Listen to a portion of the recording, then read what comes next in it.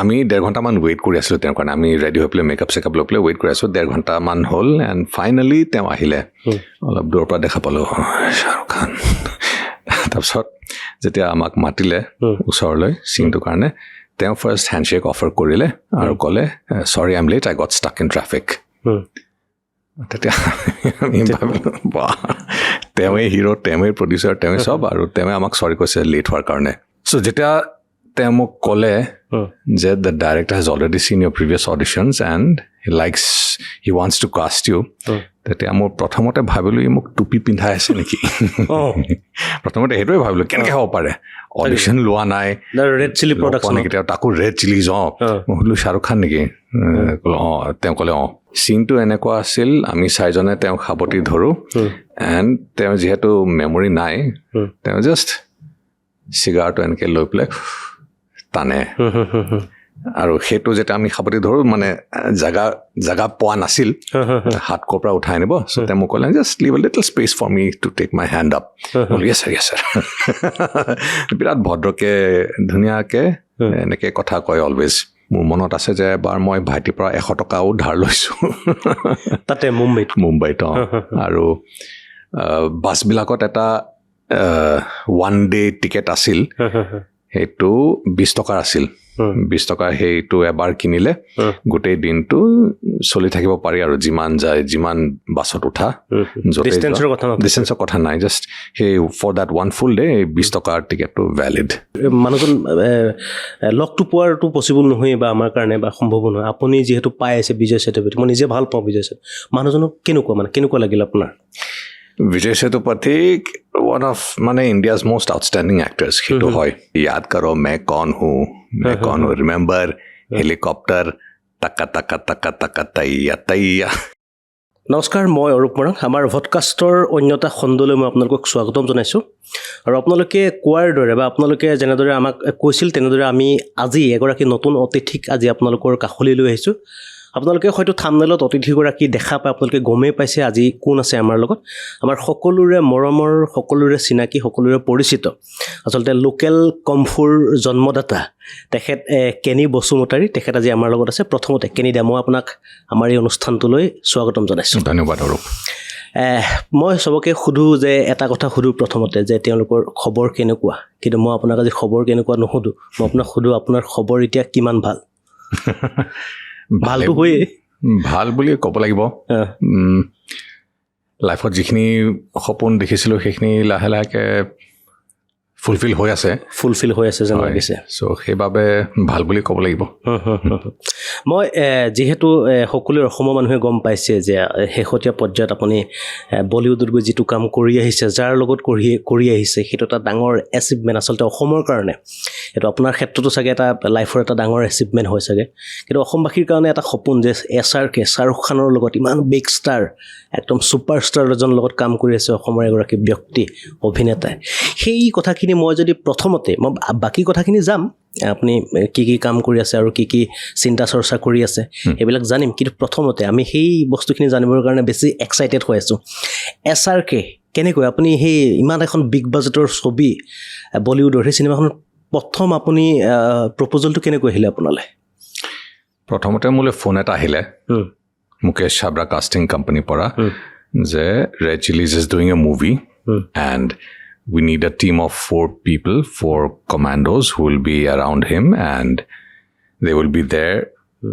doing action with him in the action sequences and they'll be there, their presence will be there throughout and the director has already seen your previous auditions and he likes you for one of those 4 roles. So are you free from July to December? এতিয়া বম্বেত কি হয় যিকোনো roll পাবলৈ audition দিবলগীয়া হয় আৰু important roll হ'লে 2-3টা মান অডিশ্যনো দিবলগীয়া হয় ইয়াৰাত ৰোলটো পাবলৈ মই 2টা অডিশ্যন দিছিলোঁ মেৰিকমৰ কাৰণে 3 ৰাউণ্ড অডিশ্যন হৈছিল চাংঘাইত 2 ৰাউণ্ড অডিশ্যন হৈছিল চ' যেতিয়া তেওঁ মোক ক'লে যে the director has already seen your previous auditions and he likes he wants to cast you তেতিয়া মোৰ প্ৰথমতে ভাবিলোঁ ই মোক টুপি পিন্ধাই আছে নেকি প্ৰথমতে সেইটোৱে ভাবিলোঁ কেনেকৈ হ'ব পাৰে অডিশ্যন লোৱা নাই ৰেড চিলি প্ৰডাকশ্যন নেকি তেওঁ তাকো ৰেড চিলিজ মই সুধিলোঁ শ্বাহৰুখ খান নেকি তেওঁ ক'লে এইটো ডাঙৰ ফ্ৰড হ'ব শ্বাহৰুখ খানৰ লগত মই চিনেমা কৰিব পাম অডিশ্যন নিদিয়াকৈ হ'বই নোৱাৰে তাৰপিছত নম্বৰটো চালোঁ মই আকৌ এওঁক লগতো মই আগতে কথা পাতিছোঁ আগতে অডিশ্যন দিছোঁ চ' এইটো ডেফিনেটলি জেনুইনেই হ'ব চ' মই আকৌ সুধিলোঁ অডিশ্যন দিব নালাগে তেওঁ ক'লে ন' আচ্ছা ঠিক আছে তেনেহ'লে শ্বাহৰুখ খানৰ লগত চিনেমা কৰিব হ'লে জুলাইৰ পৰা ডিচেম্বৰ ফ্ৰী হ'ব লাগে যদি মই ফ্ৰী হৈ যাম ইয়াত কিনো কথা হ'ল চ' তেনেকৈ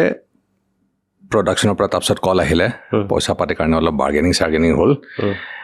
and finally I think around তাৰ এই আলোচনাখিনি আৰম্ভ হৈছিল মে' মাহত লোকেল উৎপাতৰ ৰিলিজৰ জাষ্ট পাছত আৰু তাৰপিছত জুলাইৰ শেষত যেতিয়া মই ৰেড চিলিজৰ অফিচত সোমালোঁ আৰু কষ্টিউম ট্ৰায়েলছ হ'ল আৰু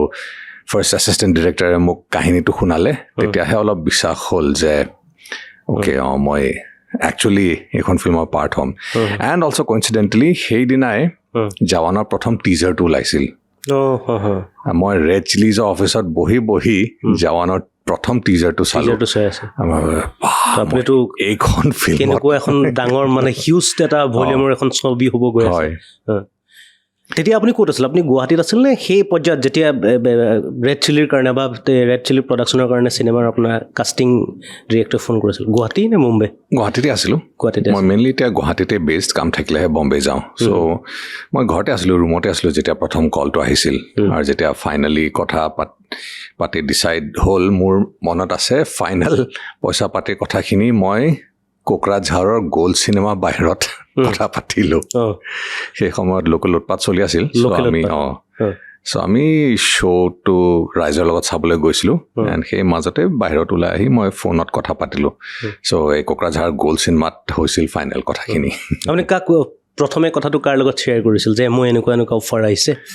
নিশ্চয় ৱাইফৰ লগতে কৰিছিলোঁ ৱাইফৰ লগতে সেইটোতো হয় প্ৰথম ৱাইফৰ লগত তেখেতটো পূৰা এক্সাইটেড হৈ গৈছে চাগে তাতে SRK বা ৰেড চিলিছৰ লগত কাম কৰাৰ এক্সাইটেড থিং ইজ আমি লাইফত দেখিছোঁ যে যিকোনো বস্তু যেতিয়ালৈকে বিশেষকৈ ফিল্ম লাইনত যেতিয়ালৈকে শ্বুটিংটো হৈ নাযায় তেতিয়ালৈকে বেছি এক্সাইটেড হ'ব নালাগে আৰু শ্বুটিং হৈ যোৱাৰ পাছতো যেতিয়ালৈকে পৰ্দাত যেতিয়ালৈকে নিজৰ মুখখন দেখা নাপাওঁ তেতিয়ালৈকে এক্সাইটেড হ'ব নালাগে আৰু তৃতীয় কথা যেতিয়ালৈকে পইচাখিনি বেংক একাউণ্টত নাহে তেতিয়ালৈকে এক্সাইটেড হ'ব নালাগে সেইটো আপোনাৰ এক্সপিৰিয়েঞ্চৰ পৰা কৈছোঁ কাৰণ এবাৰ কি হৈছে মোক এটা ৰোলৰ কাৰণে চিলেক্ট কৰা হৈছিল ৱেব ছিৰিজ এটাৰ কাৰণে এণ্ড মই বম্বে গৈ পেলাই কষ্টিউম ট্ৰাইলো কৰিলে ৰোলটো বক্সিং কোচৰ কাৰণে আছিল তাৰপিছত আই থিংক তেওঁলোকে মোক দেখা পাই পেলাই ভাবিলে ই দেখোন দেখাত ডেকা মানে অলপ 50+ 45+ টাইপ তেনেকুৱা টাইপ বিচাৰি আছিল চাগে এণ্ড যেতিয়া মোক পাৰ্চনেলি দেখিলে তেতিয়া ৰিয়েলাইজ কৰিলে যে নাই ই বেছি য়াং হ'ব সেইকাৰণে তাৰপাছত মোক নামাতিলেই আকৌ সেইটো এটা হ'ল তাৰপাছত আৰু এখন ফিল্মত কাষ্ট হৈছিলোঁ ভাল ডিৰেক্টৰৰে আছিল তাতো চব ফাইনেলাইজ হৈ যোৱাৰ পাছত মই ডাইৰেক্টৰজনক লগো কৰিলোঁ তেওঁ মোক ক'লেও যে ৰোলটো এনেকুৱা তেনেকুৱা এণ্ড কিবা 15 তাৰিখ নে কিবা আমি যোৱাৰ কথা আছিল শ্বুটিং কৰিবলৈ 14-15 তাৰিখ গুচি গ'ল খবৰে নাই তাৰপিছত মই ফোন লগালোঁ আৰু গম পালোঁ যে সেই ৰোলটো বেলেগ কাৰোবাক দি দিলে আৰু মোক খবৰো নিদিলে সেইকাৰণে এক্সাইটমেণ্টটো আমি অলপ পষ্টপ'ন কৰি লওঁ যেতিয়ালৈকে আমি একদম প্ৰপাৰ প্ৰমাণ ফাইনেল মানে নিজে স্ক্ৰীনত যেতিয়ালৈকে নেদেখোঁ যেতিয়ালৈকে যিটো এমাউণ্টৰ কথা বতৰা আছিলে এমাউণ্ট যেতিয়ালৈকে বেংক একাউণ্টত ট্ৰান্সফাৰ নহয় দুখন ফিল্মত মই নিজকে পৰ্দাটো দেখিছোঁ কিন্তু এতিয়ালৈকে ফাইনেল পইচাখিনি অহা নাই এতিয়ালৈকে মানে এইটো আমাৰ লোকেল প্ৰডাকশ্যন নে বাহিৰৰ বলিউডত তেনেকুৱা হয় মানে ৰেয়াৰলি হয় কিছুমানত হয় জেনেৰেলি বলিউডত 95% পইচাখিনি ক্লিয়াৰ হৈয়ে যায় এটা দুটা কিছুমান প্ৰজেক্টত প্ৰডিউচাৰ গোলমাল থাকিব পাৰে ইত্যাদি সেইকাৰণে কিছুমানত ক্লিয়াৰ নহয় আচলতে ডাঙৰ প্ৰডাকশ্যন হাউচকেইটাত চাগে তেনেকুৱা অসুবিধা নহয় চাগে একো ক'ব নোৱাৰি কেতিয়াবা ডাঙৰ প্ৰডাকশ্যন হাউচবিলাকতো হৈ যায় বাৰু সেইখিনি বাৰু মই আৰু কথা পাতিম মুম্বাইৰ বা সেই বলিউডৰ জগতখনৰ বা অসমীয়া ক্ষেত্ৰখনৰ কথা পাতিম কিন্তু প্ৰথম যেতিয়া আপুনি শ্বুটিং স্পটলৈ গৈছিল একদম লোকেশ্যনত গৈছিল ফাৰ্ষ্ট ডে যেতিয়া SRK আহিছিল সকলো এটা সপোন থাকে SRK এতিয়া আমি দেখোঁ মান্নাতৰ তলত কিমান হাজাৰ হাজাৰ দৰ্শক লাখ লাখ ফ্ৰেণ্ড একদম ৰৈ থাকে একদম SRK চিঞৰি আপুনি একদম ইমান ওচৰৰ পৰা SRKক লগ পাইছে কেনেকুৱা এক্সাইটমেণ্টটো কেনেকুৱা আছিল আপোনাৰ লগটো পাইছোঁৱে প্ৰথম দিনা প্ৰথম শ্বট এইটো আছিল যে আমি তেওঁক সাৱটি ধৰিব লাগে ফাৰ্ষ্ট চিন এইটোৱে আছিল যিসকলে ফিল্ম চাইছে তেওঁলোকে মই চাইছোঁ এইটো ডাবল ৰোল আছে তেওঁ দেউতাকৰ লগত আমি 4জন আছোঁ চ' 30 বছৰ পাছত আমি তেওঁক লগ পাওঁ আৰু আমিতো ভাবিলোঁ যে তেওঁ মৰি গ'ল চ' এই 30 বছৰ পাছত লগ পাই পেলাই আমি সাৱটি ধৰোঁ সেইটো আছিল প্ৰথম day of shooting and also' আৰু এটা কথা বম্বেত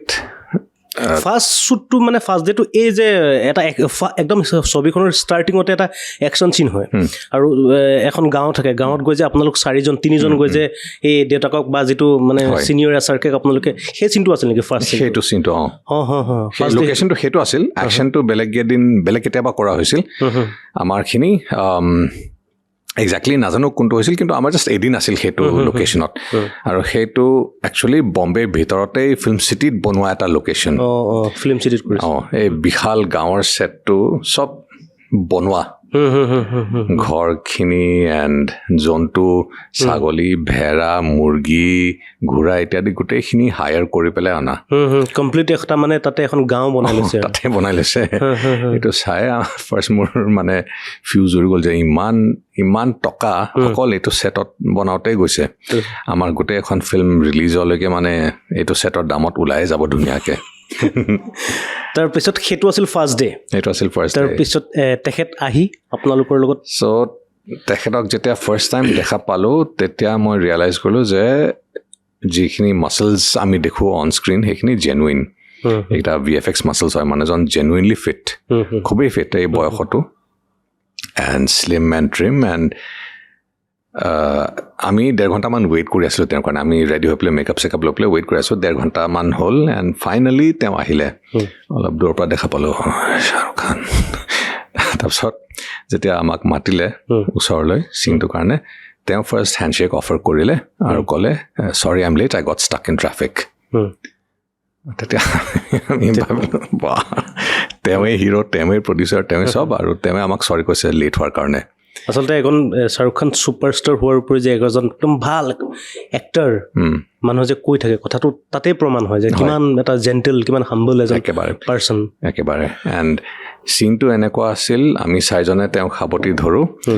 এণ্ড তেওঁ যিহেতু মেমৰি নাই তেওঁ জাষ্ট চিগাৰটো এনেকৈ লৈ পেলাই টানে আৰু সেইটো যেতিয়া আমি সাৱটি ধৰোঁ মানে জাগা পোৱা নাছিল হাত ক'ৰ পৰা উঠাই আনিব চ' তেওঁ মোক ক'লে just leave a little space for me to take my hand up yes sir বিৰাট ভদ্ৰকৈ ধুনীয়াকৈ এনেকৈ কথা কয় অলৱেজ পাছতো দীপিকা পাডুকনৰ ইন্ট্ৰডাকশ্যন চিনত পেহলৱান এজনৰ লগত তেওঁৰ ফাইট এটা আছে সৰুকৈ আৰু চ' পেহলৱানজন একদম নতুন ফাৰ্ষ্ট টাইম ফিল্মত তাকো ফাৰ্ষ্ট টাইম শ্বাহৰুখ খানৰ লগত চ' বেয়া nervous and very specifically Shahrukh খানে তেওঁক বাৰে বাৰে বুজাইছে যে मैं अंदर आऊँगा अपने दोस्तों को देखूंगा फिर आप यहाँ हाथ रखिए मेरे कंधे पे मैं आपको देखूंगा स्माइल करूंगा हैंडशेक करूंगा फिर आप मेरा हाथ पकड़ के मुझे खींच लीजिए अंदर পেহলৱানটো নাৰ্ভাছ মনত ৰাখিব পৰা নাই আগৰ পৰাই টানি আনে বা হাত ধৰে বা চ' শ্বাহৰুখ খানে 4-5 বাৰমান ধুনীয়াকৈ এভৰি টাইম ভালকৈ বুজাই দিছে পেহলে হাত ৰাখিয়ে मैं देखूंगा फिर हाथ आगे बढ़ाऊंगा फिर आप मुझे खींचिए চ' প্ৰত্যেকবাৰে ধুনীয়াকৈ বুজাইছে এবাৰো মানে খং দেখুওৱা নাই ফুল জেণ্টেলমেন মানে একদম আমাৰটো হোৱা হ'লে ঠাইত তুমি এবাৰ বুজাইছো দুবাৰ বুজাইছো তিনিবাৰটোতো কয় ই কি আনিলা কাক আনিলা ই একো নোৱাৰে এইটো তাতো চলে কিন্তু শ্বাহৰুখ খানে আই থিংক তেওঁ বুজি পায় যে নতুন মানুহটো নাৰ্ভাছ হ'বই ইমান ডাঙৰ ষ্টাৰৰ আগত আচলতে তেখেতো সেই এটা তেনেকুৱা এটা পৰ্যায়ৰ পৰা আহিছিলতো তেখেত সেই ষ্ট্ৰাগল কৰি তেনেকুৱা এটা লাইফৰ পৰা আহি একদম সেই চাৰ্কাছ তেনেকুৱা ধৰণৰ চিৰিয়েল কিছুমানৰ পৰা কাম কৰি কৰি কৰি কৰি পৰ্যায়ক্ৰমে আজি তেখেত আজি বলিউডৰ এগৰাকী বাচ্চা কিং খান বা ছুপাৰষ্টাৰ হৈছে তো সেইটো কাৰণে ক'ৰবাত নহয় ক'ৰবাত যিখিনি ষ্ট্ৰাগল আৰ্টিষ্ট আছে সেইটো আই ডোণ্ট থিংক ট্ৰু মানুহৰ পাৰ্চনেলিটি যেনেকুৱা সেইটোৱে হ'ব যদি তেওঁ আগৰ পৰাই এগ্ৰেছিভ পাৰ্চনেলিটি থাকিলে হয় অভদ্ৰ মানুহ থাকিলে হয় তেতিয়া তেওঁ মানে একদম তলৰ পৰ্যায়ৰ পৰা ষ্টাৰ্ট কৰক বা ওপৰৰ পৰ্যায়ৰ পৰা ষ্টাৰ্ট কৰক সেইটো মেটাৰ নকৰে মানুহৰ যেনেকুৱা পাৰ্চনেলিটি সেইটোৱে ওলাই আহিব আৰু ইভেঞ্চুৱেলি বাৰু সেইখিনি শ্বাহৰুখ খানৰ লগত আপোনাৰ কিন্তু আমি ভাবিছিলোঁ মানে কি চিনেমাৰ ৰিলিজৰ আগতে বা আমি অসমততো আমাৰ নিউজ বাজিয়ে গ'ল আমিও নিউজ কৰিছিলোঁ যে কেনি বসুমতাৰী একদম ইয়াতে জাৱানত আছে আমি ভাবিছিলোঁ মানে স্ক্ৰীন টাইমিং বা কিমান পাব চাগে মই ভাবিছিলোঁ পাৰ্চনেলি ভাবিছিলোঁ মানে চাগে স্ক্ৰীন টাইমিংটো কিমান পাব মই ডেস্কতো কৈছিলোঁ খুব বেছি চাগে 3-4টা স্ক্ৰীনত দিব চাগে তাতে অলপ টাইম থাকিব অলপ চাগে পাছিং শ্বট 2-3টামান আছে চাগে তেনেকুৱা নেকি পিছত নাই চিনেমাখন চাই গম পালোঁ মানে এটা ভাল মানে এটা একদম মজবুত কেৰেক্টাৰ আৰু আপুনি চাগে হাফ এন আৱাৰ যদি আমি হিচাপ কৰোঁ মানে গোটেই শ্বটবিলাক মিলাই হাফ এন আৱাৰতকৈ বেছি টাইম আপুনি কিন্তু স্ক্ৰীন টাইম পাইছে তাতে আই থিংক এইটো এটা অলৱেজ ভয় থাকেই যে শ্বুট কৰিলোঁ যদি মানে এডিট কৰাৰ পাছত কিমানো ৰাখিব আমাক আফটাৰ অল আমি শ্বাহৰুখ খানৰ লগত আছোঁ তাকো ডাবল ৰোল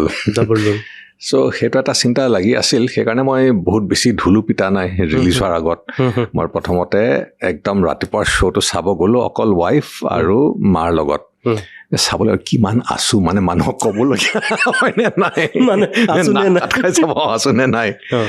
তাৰপিছত চাই পেলাই একচুৱেলি প্ৰথমতে অলপ ডিছএপইণ্টমেণ্ট হ'ল কাৰণ আমি কিছুমান ফাইট চিন কৰিছিলোঁ মই 3টা ফাইট কৰিছিলোঁ আৰু 3টা ফাইটৰে মানে একদম সৰু সৰু টুকুৰাহে আছে এণ্ড এই বাইকৰ ছিকুৱেঞ্চত বাইক আৰু ট্ৰাকৰ যিটো এটা দীঘলীয়া চেজ ফাইটিং একশ্যন ছিকুৱেঞ্চটো আছে তাতো মোৰ এটা পিচ আছিল কিন্তু সেইটো নাই ছিংগলকৈ আছিল চ' সেইখিনি নথকাৰ কাৰণে মই ইনিচিয়েলি অলপ ডিছএপইণ্ট হৈছিলোঁ বাট তাৰ পাছত মানুহে কোৱাৰ পাছত এইটো ৰিয়েলাইজ কৰিছোঁ যে ছেকেণ্ড হাফত মানে আছোৱেই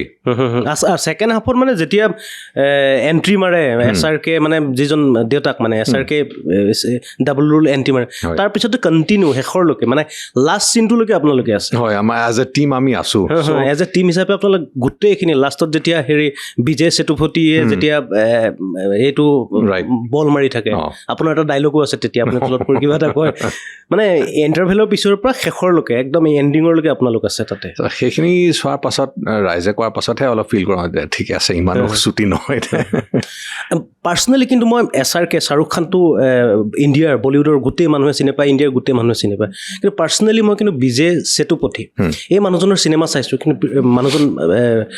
লগটো পোৱাৰটো পচিবল নহয় বা আমাৰ কাৰণে বা সম্ভৱ নহয় আপুনি যিহেতু পাই আছে বিজয় সেতুপতি মই নিজে ভাল পাওঁ বিজয় সেতুপতি মানুহজনক কেনেকুৱা লাগিল আপোনাৰ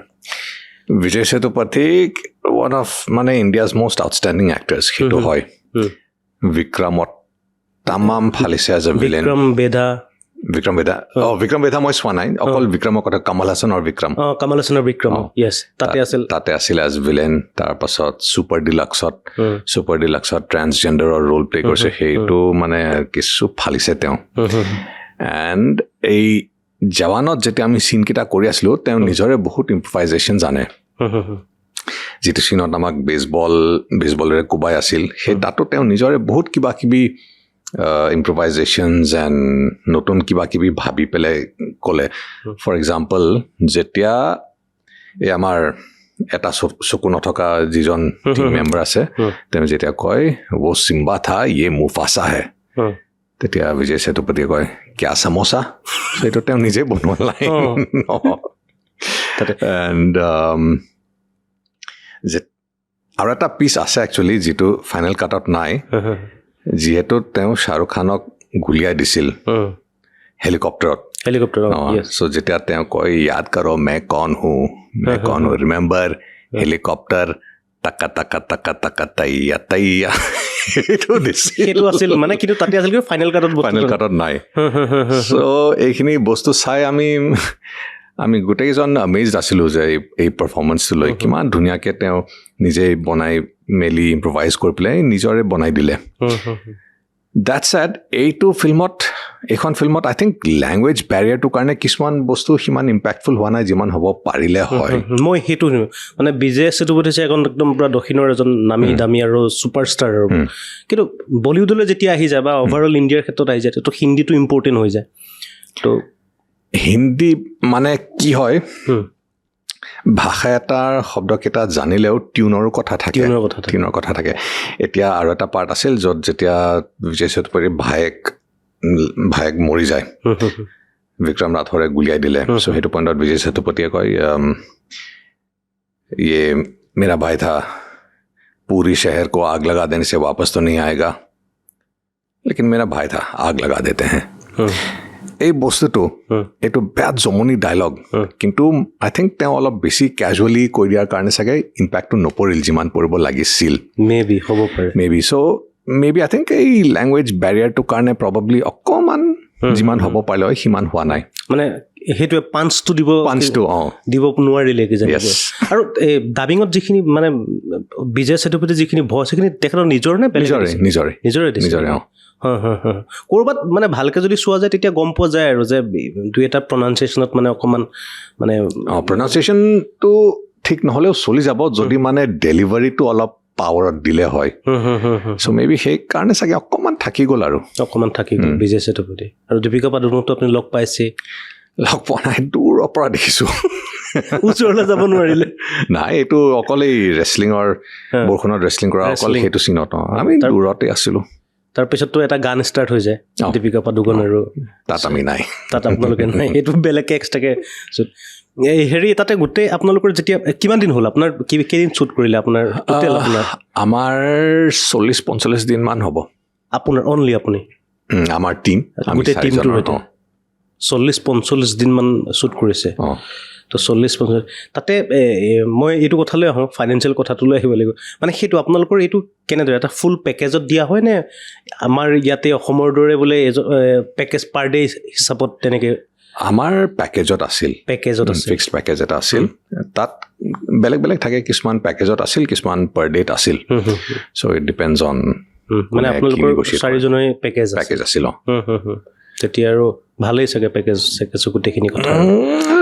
ঠিকেই বাট আই মিন শ্বাহৰুখ খানৰ লগত চিনেমা কৰিব চান্স পাইছোঁ কিমানো আৰু পেকেজৰ কথাটো মাথা মাৰি থাকি লাভ নাই আৰু সেইটোতো এটা ডাঙৰ জীৱনৰ বিয়াত ডাঙৰ এটা ড্ৰিম মানে পোৱা যেন লাগে এতিয়া আহিছোঁ মই শ্বাহৰুখ খানৰ কথা মই আৰু সুধিম আৰু জানিম চিনেমাখনৰ কথা সুধিম মই এতিয়া আপোনাৰ বলিউডৰ ষ্ট্ৰাগল টাইমটো অলপ জানিম আপুনি বলিউডলৈ যিহেতু মানে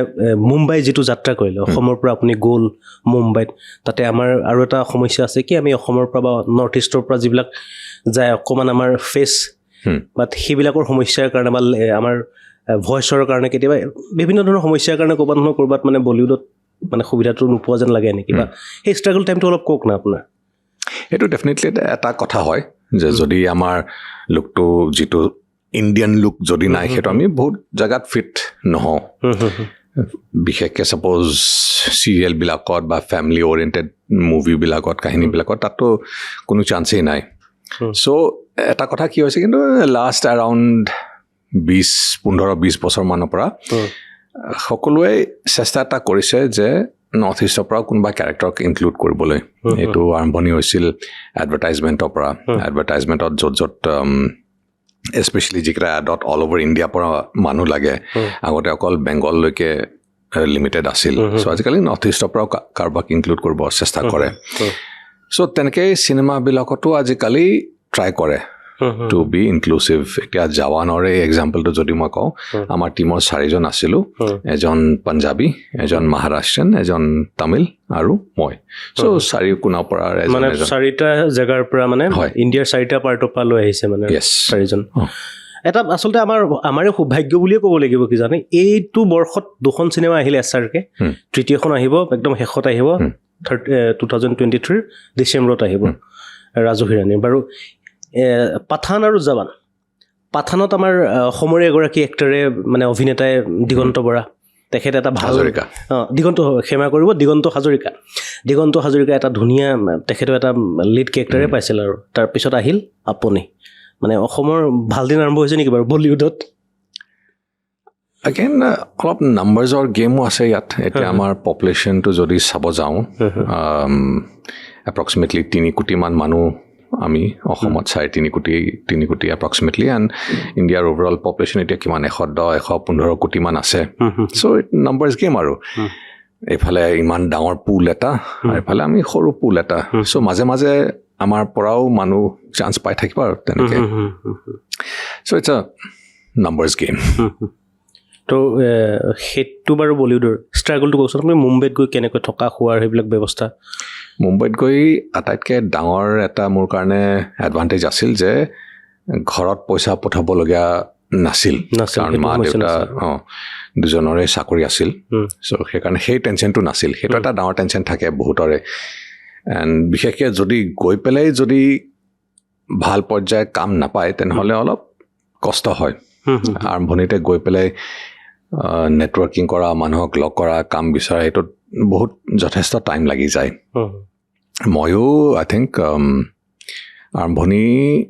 একদম সৰু সুৰা এড লৈ পেলাই কৰিছিলোঁ এণ্ড ডাবিং কৰিলোঁ ডাবিঙত যিবিলাক ধৰা থাই ফিল্মছ বা একশ্যন ফিল্মছ ধেৰ ডাবিং কৰিছিলোঁ মই সেই সময়ত কেতিয়াবা 1000 টকা পাওঁ কেতিয়াবা 1500 টকা পাওঁ চ' সেইখিনি লেভেলৰ পৰা ষ্টাৰ্ট কৰি দেন তাৰপাছত যিবিলাক ভইচ অভাৰ থাকে ধৰা হিন্দী এডভাৰটাইজমেণ্ট এটা থাকে আৰু সেইটোত আছামিজত ডাব কৰিব লাগে সেইটো কাৰণে ষ্টেণ্ডাৰ্ড পে এটা আছিল সকলোৰে 2000 rupees ইচ চ' তেনেকৈ আৰম্ভ কৰি লাহে লাহে অলপ ছিগনিফিকেণ্ট ৰোল পোৱা আৰম্ভ কৰিলোঁ এণ্ড লোকেল কুমফু বনোৱাৰ পাছত গোটেইখিনি চেঞ্জ হৈ গ'ল বাট আৰম্ভণিতে য়েছ সেইটো ডেফিনেটলি টাফ থাকে এণ্ড অডিশ্যন দিবলৈ যেতিয়া যাওঁ তেতিয়া লাইনত ঢেৰ ল'ৰা ছোৱালী থাকে বহুত থাকে তেতিয়া অলপ নাৰ্ভাছ ফিল কৰে নে মই এবাৰ চিলেক্ট হ'ম নে নহ'ম মোক বা কি হ'ব কি নহ'ব এটা বস্তু মোৰ নিজৰ কনফিডেঞ্চ আছিল যে মই জানো মই কিমান কম্পিটেণ্ট মই জানো যে এই যদি 50টা ল'ৰা থাকে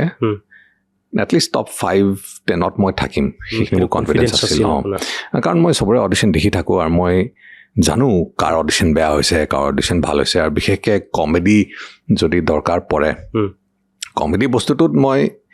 জানো যে খুব কম মানুহে পাৰে সেইটো হয় কিন্তু কমেডিটো মানুহক হহুৱাবলৈ খুব দিগদাৰ আৰু এইটো এটা হয়তো মানুহে নেচাৰেলি পাৰে নহ'লে নোৱাৰে কিছুমান এক্টৰে যিকেইজনে পাৰে কমেডি আগৰ পৰাই পাৰে এইটো শিকাব নোৱাৰে চ' তেনেকৈ দুটা মই কমেডি শ্ব'ত কাম পালোঁ এটা আছিল চেনেল ভিত বলিউড ননচেন্স এক্স আৰু এটা অনলাইন কমেডি শ্ব' আছিল জয় হিন্দ চ' এই দুটাতে মানে প্ৰত্যেকবাৰে বেলেগ বেলেগ কেৰেক্টাৰ কৰোঁ চ' সেই তাৰ পৰাও ধেৰ এক্সপিৰিয়েঞ্চো হ'ল মোৰ চ' এইখিনি আছিল মানে জাষ্ট আৰম্ভণিৰ দিনখিনি মোৰ মনত আছে যে এবাৰ মই ভাইটিৰ পৰা 100 টকাও ধাৰ লৈছোঁ তাতে মুম্বাইত আৰু বাছবিলাকত এটা 1 day টিকেট আছিল সেইটো 20 টকাৰ আছিল 20 টকা সেইটো এবাৰ কিনিলে গোটেই দিনটো চলি থাকিব পাৰি আৰু যিমান যায় যিমান বাছত উঠা ডিষ্টেঞ্চৰ কথা নাই জাষ্ট সেই ফৰ দেট 1 full day 20 টকাৰ টিকেটটো ভেলিড চ' এইখিনি ষ্ট্ৰাগলিঙৰ ডেইজৰ কাহিনী মানে টিকেট এটা আপুনি ৰাতিপুৱাই কাটি লয় আৰু দিনটো আপুনি অডিশ্যন দিব আৰু বম্বেৰ কমন খানাকেইটা বৰা পাও এণ্ড ভাজিয়া পাও বন আৰু তাৰ ভিতৰত আলু পিটিকা ভাজি পেলাই দিয়ে সেইখিনি আৰু 7 টকা 10 টকা আৰু যিবিলাক ফুটপাথত থাকে থালি 30 টকাত ভাত লুচি দালি চাটনি আচাৰ ইত্যাদি চ' এইবিলাক আছিল এই আৰম্ভণিৰ দিনৰ ষ্ট্ৰাগলিং ডেইজ ধুনীয়া কথা এইখিনি কথা মই গম পোৱা নাছিলোঁ গম পালোঁ ভাল লাগিলে কিমান এটা ষ্ট্ৰাগল কৰি আপোনাৰ মই চাগে ফাৰ্ষ্ট আপোনাৰ চিনেমাখন বলিউডত চাইছিলোঁ তাৰ আগত আপুনি যদি কৰিছিলে মই নাজানো কিন্তু মই প্ৰথম চিনেমাখন মই আপোনাৰ চাগে চাইছিলোঁ চাংঘাইত আপোনাৰ আছিল আপোনাৰ ইমৰান হাছমি আছিল কালকি আছিল আপুনি এগৰাকী পুলিচ অফিচাৰ তাতে ৰোল এটা কৰিছিল তো সেই চাংঘাই সময়খিনি কথা কওক না মানে চাংঘাই আছিল নে প্ৰথম আপুনি তাৰ আগত আছিল তাৰ আগতে ফাটা পোষ্টাৰ নিকলা হিৰত এটা চিন কৰিছিলোঁ এদিনৰে শ্বুট আছিল সেই চিনটো নাই ফিল্মখনত ডিলিট হৈ গ'ল সেইটো আৰু এটা কথা পৰ্দাত নোহোৱালৈকে এক্সাইটেড হ'ব নোৱাৰি then love CAA the end আছিল লাভ কা দি এণ্ডত ওলাইছোঁ জাষ্ট 1 মিনিটৰ কাৰণে শ্ৰদ্ধা কাপুৰৰ প্ৰথম ফিল্ম আছিল সেইখন এণ্ড দেন চাংঘাই ফাৰ্ষ্ট ঠিক ঠাক ডিচেণ্ট চাইজৰ ৰোল বুলি ক'ব পাৰি সেইটো মই দুবাৰ অডিশ্যন দিলোঁ চাংঘাইৰ ৰোলটোৰ কাৰণে শ্বুটিংটো হৈছিল লাতুৰ মহাৰাষ্ট্ৰত আছে লাতুৰ এণ্ড আৰু এদিন বাৰামতী চ' সেইটো এটা ভাল এক্সপিৰিয়েঞ্চ আছিল Dibakar Banerjee one of the best directors of India মানে one of the sharpest brains তিনিজন মানুহৰ একদম পাৰফেক্ট ইংলিছ থাকে যিমান লিখা মই পঢ়িছোঁ এতিয়ালৈকে দিবাকৰ বেনাৰ্জী এজন হ'ল নৱদীপ সিং NH10ৰ ডাইৰেক্টৰ আৰু এজন হ'ল মোৰ ফ্ৰেণ্ড নিখিল ব্যাস কাহিনীৰ ওৱান অফ দ্য ৰাইটাৰ্ছ বিদ্যা বালনৰ ফিল্ম কাহানী এইটোতো ছাছপেন্স থ্ৰিলাৰ এখন বিৰাট ডাঙৰ হিট চিনেমা আছিল চ' দিবাকৰৰ লগত এইটো এটা ভাল এক্সপিৰিয়েঞ্চ আছিল মানে মই লাকি যে ভাল ডিৰেক্টৰৰ লগতেই কাম কৰিব পাৰিছোঁ সেইটো তাৰপিছত আপোনাৰ আহি গ'ল আমি তাৰপিছত চাবলৈ পালোঁ আপোনাৰ মেৰিকমত চাবলৈ পালোঁ মেৰিকমৰ সেইটো আপোনাৰ কিতাপ 3টা অডিশ্যন দিব লগা হ'ল আপুনি মেৰিকমত 3বাৰ অডিশ্যন দিব লগা হ'ল আগেইন তাতো মেৰিকমতো এইটো এটা হ'ল যে স্ক্ৰিপ্টত যিমান লিখা আছিল তাৰ পৰা বহুত ছুটি কৰি দিয়া হ'ল ৰোলটো এণ্ড এইটো হয় মই নিজে কিমান কৰোঁ মোৰ স্ক্ৰিপ্টত কমপ্লেইন কৰিবলগীয়া নাই এই বস্তু মানে টাইমিঙৰ কথাও আহি যায় বস্তুটো ডিউৰেশ্যনত মানে খতম কৰিব লাগে যেতিয়া কিছুমান চিন মানে আপুনি নিবিচাৰিলেও কিন্তু কাটিবলগীয়া হৈ যায় বাধ্য এবছলুটলি এতিয়া জৱানেই 2 ঘণ্টা কিমান 2 hours 49 minutes এতিয়া মোৰ গোটেইখিনি ফাইট ৰাখিলে অকল মোৰ ফাইট ৰাখিলে বাকী আমাৰ 4জনৰো ৰাখিব লাগিব নহ'লে পাৰ্চিয়েলিটি হ'ব চ' তাতেই 2-3 মিনিট বাঢ়ি গ'ল তাৰপিছত আৰু বাকী ছোৱালীকেইজনীৰ ফাইট আছিল সেইকেইটাও আৰু ৰাখিলে অলৰেডি 3 ঘণ্টা পাৰ হৈয়ে যাব এইখিনিতে চ' উপায় নাই কাটিবলগীয়া হয় গুড অফ দ্য মুভি কেঁচি চলাই দিলে তাৰপিছত আপুনি যিহেতু এগৰাকী কমফু বা ফাইটাৰ সময়ৰ কলা জানে একদম ফাইট চেট এইবিলাকতো আমি দেখিছোঁ লোকেল কমফু এইবিলাক সেইটো আপোনাৰ প্লাছ পইণ্ট আছিল নে তাত মানে আছিল একশ্যন ডেফিনেটলি আছিল কাৰণ সাউথ আফ্ৰিকাৰ পৰা টিম এটা আহিছিল তেওঁলোকে এই গান ফাইটটো যিটো আমাৰ ইন্ট্ৰডাকশ্যন ফাইট আছিল যেতিয়া আমি তালিবান টাইপ কেইটাৰ পৰা মিছনত যাওঁ আমি চ' সেইটো মিছনৰ কাৰণে সাউথ আফ্ৰিকান টিম এটা আহিছিল এণ্ড যেতিয়া আমি গ'লোঁ ৰিহাৰ্চেলৰ কাৰণে তেওঁলোকে সুধিলে have you guys done anything before done a little bit তেওঁলোকে show' some basic punches and kicks so' মই মাৰি দেখুৱালোঁ এণ্ড তেওঁ ক'লে থেংক গড জনা মানুহ হ'লে ইজি হৈ যায় তেওঁলোকৰ কাম অবভিয়াছলি একদম জিৰ' পৰা আৰু তাকো এদিনৰ ৰিহাৰ্চেলত কিমাননো শিকাব চ' তেওঁলোকে মোৰ কাৰণে ধুনীয়া 3টা ফাইট কোৰিঅ'গ্ৰাফ কৰি দিলে আপোনাৰ কাৰণে আগতে ৰেডি আছিল বাট যিহেতু মই মানে এক্সিকিউট কৰিব পাৰিছোঁ তেওঁলোকে খুব হেপী হৈ গৈছে এটা গান ধৰোঁ মাথাত মাৰোঁ গানটো এনেকৈ আকৌ ডিঙিত হেঁচি দিওঁ সেইফালে 2টা গুলি মাৰোঁ ইয়াক এটা মাৰোঁ চ' এনেকৈ 7-8টামান মুভমেণ্টৰ পিচ আছিল কিন্তু ফাইনেল কাটত অকল 2টা এইখিনিহে আছে চ' এনেকৈ 3টা পিচ আছিল বাট উপায় নাই ৰাখিব নোৱাৰিলে উপায় নাই তথাপিও আমি যিমানখিনি এক্সপেক্টেশ্যন ৰাখিছিলোঁ কিন্তু তাতকৈ বেছিহে আমি পাই গ'লোঁ কিন্তু আপোনাক মানে জাবান ছবিত কিন্তু সেইটোৱে মই আপোনাক সুধি গ'লোঁ আমি ভাবিছিলোঁ চাগে 3-4টামান শ্বটত আছে আপুনি ওলাব অলপ মানে 2-এটা চাগে ডাইলগ চাইলগ ক'ব বা কিবা এটা অলপ তেনেকুৱা ধৰণৰ ওলাইছিল কিন্তু যথেষ্টখিনি আপুনি পাইছে মানে আমাৰ হিচাপত ন' ডাউট আপুনি তাতে বহুতখিনি কাম কৰি আহিলে বা বহুতখিনি শ্বট দি আহিলে সেইটো কাৰণে চাগে আপোনাৰ অলপ ক'ৰবাত লাগিব পাৰে যে থাকিব লাগিছিল 2-এটা শ্বট কিন্তু আমি অসমে বিচৰাতকৈ বহুতখিনি পাইছোঁ জাৱানত কিন্তু তাৰপিছত এতিয়া আকৌ নতুন কিবা বলিউডৰ ক্ষেত্ৰৰ ফালৰ পৰা তাৰ ফালৰ পৰা কিবা আহিছে নেকি আপোনাৰ নতুন এই বলিউডৰ পৰা পাতালোক ছিজন 2ত মই 2টা চিন কৰিছোঁ পাতালোক ছিজন 2 ছিজন 1 টো চাইছোঁ মই পাতালোকৰ ছিজন 1 বঢ়িয়া আছিল ছিজন 2 ৰিলিজ হোৱা নাই নেকি ৰিলিজ হোৱা নাই এই ঠাণ্ডা দিনত শ্বুট হৈছিল নাগালেণ্ডত শ্বুট কৰিছে তেওঁলোকে নাগালেণ্ড আৰু কালিম্পঙত এণ্ড কেতিয়া ৰিলিজ হ'ব নাজানো বাট শ্বুটিং শেষ হ'ল পাতালোকৰ শ্বুটিং শেষ হৈছে আৰু এতিয়া এই ছেপ্টেম্বৰত আৰম্ভ হ'ব আৰু এখন ছিৰিজ তাতো মোৰ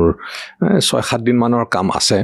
চ' চাওঁ সেইখন কেনেকুৱা কি ওলাই নিশ্চয় অবভিয়াছলি ভাল হ'ব আপুনি যিহেতু কৰিব আৰু অসমৰ ক্ষেত্ৰত প্লেনিং কি এতিয়া মানে এতিয়াতো বৰ্তমান লোকেল উৎপাতৰ ৰিলিজৰ আগতেই ফিল্ম এখন শ্বুট কৰি থৈছিলোঁ জিয়া হ'ল মোৰ ফাৰ্ষ্ট ছিৰিয়াছ ফিল্ম এইখন হ'ল এটা romantic drama about a single mother and her child আৰু তেওঁৰ best friend and new men walks into her life আৰু তেওঁলোকৰ মাজত এই ৰিলেশ্যনশ্বিপটো ফুলফিল হ'ব নে নাই সেইখিনিক লৈ পেলাই এইটো এটা ৰোমান্টিক ড্ৰামা আমি বনাইছোঁ চ' এইখন আই গেছ মোৰ কাৰণে কমপ্লিটলি বেলেগ ফ্লেভাৰ হ'ব ফাৰ্ষ্ট ছিৰিয়াছ ফিল্ম বেলেগ এটা জোনৰ পৰা ওলাই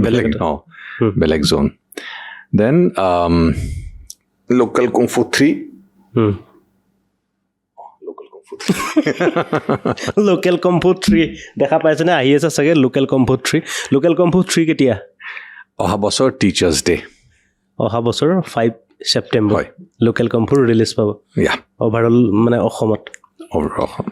লোকেল কম্ফু 3 আহি গৈছে এইটোৱে কথা যে লোকেল কম্ফু 2 আৰু লোকেল কম্ফু 1 মানে খুব জনপ্ৰিয় হৈছে জনপ্ৰিয় মানে ইমানে জনপ্ৰিয় সেই সময়টো নকওঁৱে লোকেল কম্ফুৰ প্ৰথম ছিজনটো মানে য'ত মানে লেংটাচুৰৰ পৰা আৰম্ভ কৰি একশ্যনবিলাকৰ পৰা এটা কথা কিন্তু লোকেল কম্ফু যিটো ফাৰ্ষ্ট যিখন আহিছিলে মানে আমি ভাবিবই পৰা নাছিলোঁ মানে যে অসমীয়া চিনেমাত বা অসমীয়াৰ এই ইণ্ডাষ্ট্ৰিটো যে এনেকুৱা কিছুমান একশ্যনৰ মানে এটা নতুন এটা ঢৌ আহিব পাৰে আমি সেই মানে আগৰ পৰা দেখিবলৈ ঘিচা পিটা মানে একশ্যন মানে ঘোচা এটা মাৰিলে 3বাৰ দেখুৱাব শ্ল' মোশ্যন দেখুৱাব ক'ৰবাত মানে জানি বুজি পৰি দিব এই তেনেকুৱা টাইপৰ মানে কনচেপ্ট এটা লৈ আছিলোঁ মানে ভাবি আছিলোঁ কেতিয়াও চাগে বলিউডৰ লেভেল বা চাউথৰ লেভেলত বা ৱেষ্ট বেংগলী চিনেমাৰ লেভেলত মানে অসমীয়া চিনেমা নাযাব আৰু একশ্যনবিলাকৰ কিন্তু লোকেল কম্ফুৰ পৰা আমাৰ এটা মানে এক্সপেক্টেশ্যনে বা আমাৰ খুবটো মানে বেলেগ এটা হৈ গ'ল নাই যদি আমি ভাল যদি আমাৰ যদি প্ৰডিউচাৰে হওক বা ভাল যদি ইকুইপমেণ্টছে হয় চেঞ্জ কৰিব পৰা যাব মানে ধুনীয়া কাম কৰিব পৰা যাব তাৰপিছত সেইটো কাৰণে চাগে একশ্যনখিনি মানুহে চাই ভাল পালে তাৰ ডাইলগখিনি চাই মানুহে ভাল পালে আৰু কমন মানুহে ৰিয়েক্ট কৰিব পাৰিলে বস্তুখিনি একদম কমন মানুহৰ লগত মিলি গৈছে মানে আপোনালোকে ষ্টৰি এটা বনাই আনিছে বোলে হেৰি কোনোবাই বুজি পাব লাগিব ইম'চনেল তেনেকুৱা নহয় মানে একদম যিবিলাক ঘটি আছে মানে এই ক'ত যোৱা সেই তেনেকুৱা টাইপৰ আৰু সেইটো আপোনাৰ কেনেকৈ আহিল যে এনেকৈ এখন চিনেমা বনাম বুলি লোকেল কম্ফু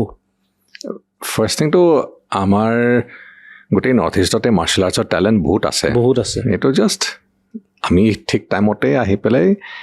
এই পটেনচিয়েলটো আমি টেপ কৰি ল'লোঁ এণ্ড স্ক্ৰীণত অলপ ষ্টাডি কৰি পেলাই আমি আই গেছ ভালকৈ দেখুৱাব পাৰিলোঁ চ' মোৰ মামা অমৰ সিং দেউৰী তেওঁ মোৰ মামাৰ ৰোল কৰিছে লোকেল কুংফু 1ত চ' তেওঁৰ ষ্টুডেণ্ট হ'ল উৎকল আৰু বিভাস যিয়ে দুলু আৰু তানসেনৰ ৰোল কৰিছে লোকেল কুংফুত চ' আমাৰ নিজৰে মাজতে ফ্ৰেণ্ডছ এণ্ড ফেমিলিৰ মাজতে ঢেৰ ফাইটিং কৰা মানুহ আছিল কমেডি কৰিব পৰা মানুহ আছিল চ' এইখিনি আমি চব কম্বাইন কৰি পেলাই ভাবিলোঁ যে কম পইচাত যদি আমি এনেকৈ এটা ভাল শ্ব'কেছ এটা বনাব পাৰোঁ য'ত আমি দেখুৱাব পাৰোঁ যে আমি এইটো লেভেলৰ মাৰ্চেল আৰ্টছ কৰিব পাৰোঁ এইটো লেভেলৰ কমেডি কৰিব পাৰোঁ এণ্ড বাজেটটো কিন্তু আমাৰ ইমানেই চ' সেই লিমিটেড বাজেটত আমি কিমান কি কৰিব পাৰোঁ সেইখিনি চাই মেলি প্লেন কৰি পেলাই ফিল্মখন বনালোঁ এণ্ড ৰাইজে যে ইমান মৰম দিছে সেই ফিল্মখনক ইমান বছৰে চ'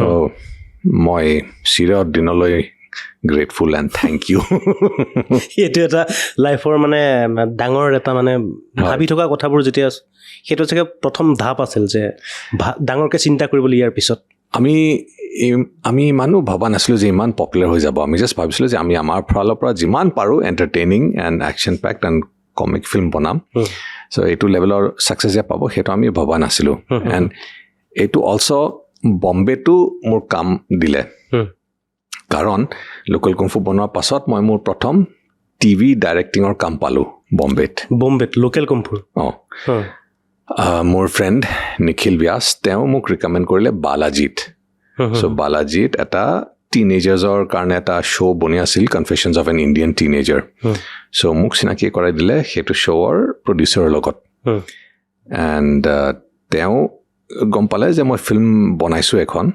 চ' তেওঁ মোৰ লগত অলপ ডিছকাছ কৰিলে যে কেনেকৈ শ্বুট কৰিবা এই এপিছ'ডটো টাইমত শ্বুট কৰিলোঁ ধুনীয়াকৈ হৈ গ'ল চ' তাৰপাছত ৰেগুলাৰলি মই টিভি ডাইৰেক্ট কৰা আৰম্ভ কৰিলোঁ সেইটো শ্ব'ৰ 11টামান এপিছ'ড কৰিলোঁ তাৰপাছত সাৱধান ইণ্ডিয়া 5টামান এপিছ'ড কৰিলোঁ অল বিকজ লোকেল কুংফু বনাই থোৱা আছিল মই এই প্ৰডিউচাৰজনক ক'লোঁ যে মোৰ আৰু এজন ফ্ৰেণ্ড আছে যোনে ফিলিপিনছৰ পৰা ফিল্ম স্কুলৰ ডিৰেকশ্যনৰ কোৰ্চ কৰি আহিছে 2 বছৰ প্ৰডিউচাৰ সুধিলে সি নিজে ফিল্ম বনাইছেনে মই ক'লোঁ এতিয়ালৈকেতো বনোৱা নাই তেনেহ'লে নালাগে আপুনি কাৰ কথা এইটো মোৰ বেলেগ এজন ফ্ৰেণ্ড আছিল মানে আমাৰ ইয়াৰে অসমৰ নহয় বম্বেৰে বম্বেৰ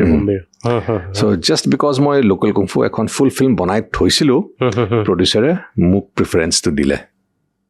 চাগে মানুহৰ চাগে তেনেদৰে চাগে বাট মুকলি তেনেকৈ হয় চাগে ৰাস্তা মুকলি তেনেকৈ হয় আপুনি লোকেল কুংফু বনাই থ'লে আৰু মানে আনফৰ্চুনেটলি লোকেল কুংফুৱে কিন্তু আপোনাক বহুতখিনি বাট উলিয়াই দিলে যে এইফালে তাৰপিছত আহি গ'ল লোকেল কুংফুৰ বাজেটৰ ক্ষেত্ৰত কিন্তু মানে বাজেটটো কথাটো কওকচোন বাজেটটো মায়ে ক'লে যে 1 লাখ টকা স্পেয়াৰ আছে 1 লাখ টকাত ফিল্ম বনাব পাৰোঁ যদি বনা আমাৰ লাক বহুত ভাল আছিল যে DSLR সেই সময়ত আৰম্ভ হৈছিল কাৰণ যদি আমি ৰিলত চিনেমা বনাব যাওঁ তেতিয়াতো কোনো এবছলুটলি নট পচিবল চ' DSLR এটা কিনিলোঁ Canon 550D 43,000 আছিল তেতিয়া দামটো লেন্স এখন কিনিলোঁ সৰু 5,000 টকীয়া mic 500 GB hard drive 8 GB SD card আৰু 1,000 টকীয়া ট্ৰাইপড এইখিনি লৈ প্ৰপাৰ্টি লোকেল কুংফুৰ এইখিনি লৈ আমি লোকেল কুংফু বনালোঁ আৰু তাৰপিছত হলত ৰিলিজ কৰা খৰচটো কিন্তু বেলেগ এইটো আমি খৰচ কৰা নাই ফিল্মখন কমপ্লিট হৈ যোৱাৰ পাছত মই ঢেৰ মানুহক দেখুৱালোঁ ভাবিলোঁ চাগে মেবি ক'ৰবাত TV ৰাইট কেইটা বিক্ৰী কৰি দিব পাৰিম বা কোনোবা ৰিলিজ কৰি দিব বিচাৰিব পাৰে চ' তেনেকৈ বম্বেত দুৰ্লভ দাক লগ পালোঁ দুৰ্লভ বৰুৱা চ' দুৰ্লভ দাই ফিল্মখন চাই ভাল পালে আৰু তেওঁ ক'লে যে মই ৰিলিজ কৰি দিম চ' ৰিলিজৰ যিখিনি খৰচ গোটেইখিনি তেওঁৱে বেৰ কৰিলে তেনেকেই হলত ৰিলিজ হৈ গ'ল মানে অসমত ইনফেক্ট দিল্লী বম্বে চেন্নাই বেংগলোৰতো ৰিলিজ হৈছিল কাৰণ তেতিয়া PVR ডিৰেক্টৰ্ছ ৰেয়াৰ বুলি এটা প্ৰগ্ৰাম আছিল শিলাদিত্য বৰা আছিল সেই সময়ত PVRত চ' শিলাদিত্য বৰাই লোকেল কুংফু ৰিলিজ কৰালে বেলেগ বেলেগ চহৰত তাৰ মানে আপুনি পাব্লিকৰ ৰিভিউটো পাইছিল নে তাতে মানুহবিলাকে কেনেকুৱা মানে চাইছিল হলত বহুত বেছি মানুহে চোৱা নাই যেতিয়া মানুহৰ লেপটপে ঘূৰা আৰম্ভ কৰিলে তাৰ পৰাহে পপুলাৰ হ'ল তাৰপিছত হলৰ পৰা আমি প্ৰফিট হোৱাই নাই একো হলৰ পৰা যে 3.5 লাখ নে কিবাহে কালেকশ্যন হৈছিল যেতিয়া মানুহে ফ্ৰেণ্ডছক কয় যে ঐ বোম জমনি চিনেমা এটা আছে তাৰপিছত মোক পেনড্ৰাইভত দেচোন তেনেকৈ স্প্ৰেড হৈ তেনেকৈ পপুলাৰ হ'ল সেইটো পপুলাৰ হ'ল কিন্তু তাৰ পৰা ফাইনেন্সিয়েলি কিবা প্ৰফিট হ'লনে তাৰ পৰা ফাইনেন্সিয়েলি প্ৰফিট হোৱা নাই একো ডাইৰেক্টলি কিন্তু তাৰ পৰা যিখিনি কাম পালোঁ সেইখিনিৰ পৰা ডেফিনেটলি যথেষ্টখিনি তাৰপিছত আপুনি কাম কৰি গৈ আছে আৰু লোকেল কুংফুৰ পিছৰ পৰা লোকেল কুংফুৰ পাৰ্ট 3 হ'ব পাৰ্ট 3টো full action part 3 action and comedy থাকিব চ' লোকেল কুংফু 1ত যিকেইটা কেৰেক্টাৰ্ছ আছিল বনজো ডুলু টানচেন চাৰ্লি সেইকেইটা ছেইম কেৰেক্টাৰ্ছ লোকেল কুংফু 3টো আপোনালোকে দেখা পাব আমি একশ্যনটো এইবাৰ অলপ হাই লেভেলৰ কৰিব চেষ্টা কৰিম বিকজ এই 10 বছৰত যথেষ্ট নতুন বস্তু শিকিছোঁ নতুন ষ্টাইলছ অফ মাৰ্চেল আৰ্টছ শিকিছোঁ প্ৰেক্টিছ কৰি আহিছোঁ চ' হোপফুলি একশ্যনৰ লেভেলটো আৰু অলপ বাঢ়িব য়েছ তেতিয়াহ'লে আমিও এক্সাইটেড হৈ আছোঁ 5 ছেপ্টেম্বৰ 2024 5 ছেপ্টেম্বৰ ৰিলিজ পাব সমগ্ৰ অসমত লোকেল কুংফু 3 কিন্তু নতুন টেষ্ট নতুন এটা বিষয়বস্তু লৈ আমি চাম তাৰপিছত মই এটা বস্তু জানিব বিচাৰোঁ যে যিহেতু আপুনি চিনেমা এগৰাকী ডিৰেক্টৰ এগৰাকী প্ৰযোজক বা নিজে প্ৰডাকশ্যন মানে অসমতে ক্ষেত্ৰতে কৈছোঁ সৰু বাজেট কম হ'লেও এই যে হলততো আপোনাৰ চিনেমাবিলাকতো ৰিলিজ হয় আপুনি বা নিজে চিনেমাবিলাক গোটেই বস্তু সেই বস্তুটো কেনেকুৱা প্ৰচেছটো এখন চিনেমা ৰিলিজ কৰিবৰ কাৰণে হলে যাবৰ কাৰণে কমপ্লিট প্ৰচেছটো বহুতে নাজানে ময়ো নাজানো চ' এইটো এটা খুবেই জটিল প্ৰচেছ এতিয়ালৈকে মই 5 বাৰ কৰিলোঁ কাৰণে অলপ এটা অভ্যাস হৈ গৈছে আৰু চ' ফাৰ্ষ্ট থিং চেঞ্চাৰ চাৰ্টিফিকেট লাগে চেঞ্চাৰ চাৰ্টিফিকেটৰ কাৰণে নিজৰ প্ৰডাকশ্যন হাউচ এটা ৰেজিষ্টাৰ্ড হ'ব লাগিব আৰু ই চিনে প্ৰমাণ বুলি গভৰ্ণমেণ্টৰ ৱেবছাইট আছে তাত ৰেজিষ্টাৰ হ'ব লাগিব চ' তাত ৰেজিষ্টাৰ কৰি পেলাই অনলাইন ডকুমেণ্টছ এগাল দিব লাগে তাৰ কাৰণেতো ফি দিব লাগিব যে গভৰ্ণমেণ্ট যিকেইটা ৰেজিষ্টাৰ্ড কথা ক'লে আপুনি এই ইনিচিয়েল ৰেজিষ্ট্ৰেশ্যন ফিটো ইমান নহয় তাৰ পাছত যেতিয়া প্ৰডিউচাৰৰ আইডিটো এপ্ৰুভ হৈ যায় তাৰ পাছত আপুনি ফিল্মৰ চেঞ্চৰ কাৰণে এপ্লাই কৰিব পাৰে চ' ডিপেণ্ডিং অন ফিল্মৰ ডিউৰেশ্যন কিমান 90 মিনিটছ above 100 above 110 সিমানে চেঞ্চৰ ফিটো থাকে চ' সেই ডিউৰেশ্যনৰ ওপৰতো ফিটো থাকে নেকি ডিফাৰেঞ্চ হয় আৰু এভৰি 10 মিনিটছত মেবি 1000কে বাঢ়ে ফিটো নে কিবা একজেক্টলি মোৰ মনত নাই চ' ডিউৰেশ্যনৰ ওপৰত ডিপেণ্ড কৰে দেন এটা ডেট এটা পাব চ' সেইটো ডেটত ফিল্মখন চেঞ্চৰ CBFC কমিটিৰ আগত দেখুৱাব লাগে চ' তেওঁলোকে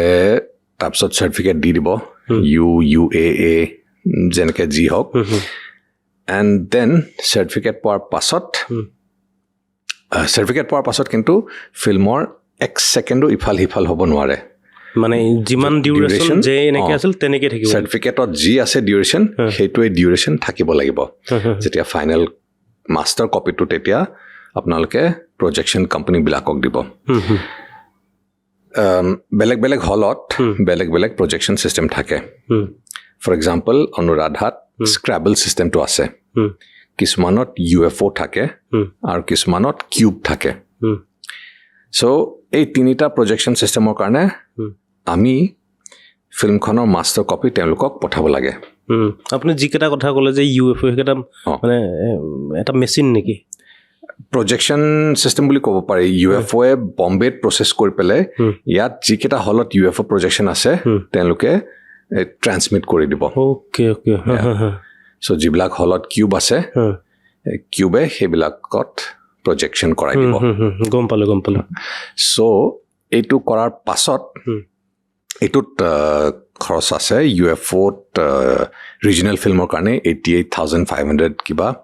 কিউবত 51,000 স্ক্ৰেবলত 35,000 এপ্ৰক্সিমেটলি চ' এইখিনি মাষ্টাৰ কনভাৰ্জনৰ কাৰণে এইটো তেওঁলোকক মাষ্টাৰিং ফি এটা দিব লাগে তাৰ পাছত প্ৰত্যেকটো হলৰ এটা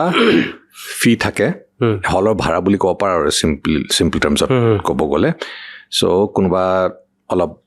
দামী ডাঙৰ হলবিলাকত সেই ফিটো হ'ব পাৰে চে 2,000 পাৰ শ্ব' কিছুমান হলত কম হ'ব পাৰে 500-400 পাৰ শ্ব' জেনেৰেলি যিমান ডাঙৰ হল সিমান বেছি এই ফিটো লয় চ' যদি দিনত এটা শ্ব' হয় তেনেহ'লে এসপ্তাহত 2,000 into 7 14,000 চ' তেনেকৈ গোটেই অসমত যিমান হলত ফিল্ম ৰিলিজ হয় সিমানখিনিয়ে 14,000 ক'ৰবাত 7,000 ক'ৰবাত 4,500 এনেকৈ এই টোটেল VPFটো দিব লগা হয় মানে ফিল্মখন প্লে কৰাৰ ভাড়া এইটো গম পাইছোঁ চ' মাষ্টাৰিঙত আমাৰ 1.8 মান গ'ল আই থিংক এণ্ড এতিয়া এই হলৰ ভাড়া VPF যিটো কয় এইটোত যাব এপ্ৰক্সিমেটলি 3-4 এপ্ৰক্স বা আঢ়ৈ পৰা 4 মাজত ডিপেণ্ডিং অন কিমান হলত ৰিলিজ কৰে চ' এইখিনি পইচা দিয়াৰ পাছত ফিল্মখন হলত প্লে হ'ব চ' এই প্ৰচেছটো মাষ্টাৰিং এণ্ড VPF ফিটো এইখিনি এপ্ৰক্সিমেটলি 4 to 6 lakhs এইখিনি খৰচ এটা থাকে চ' যদিও আমি ফিল্ম 1 লাখ টকাত বনাব পাৰোঁ এই 4 to 6 lakhsটো লাগিবই লাগিব যদি হলত দেখুৱাব খোজে ফৰ্মেলিটিজখিনি কমপ্লিট কৰিবৰ কাৰণে আৰু এই টিকটৰ যে কথাটো আহি থাকে যে হলৰ মালিকলৈ ইমান পইচা যাব মানে টোটেল এমাউণ্টটোৰ পৰা ইমান পাৰ্চেণ্ট আহিব মানে ডিষ্ট্ৰিবিউটৰ বা প্ৰডিউচাৰলৈ সেই বস্তুটো কি মানে অসমত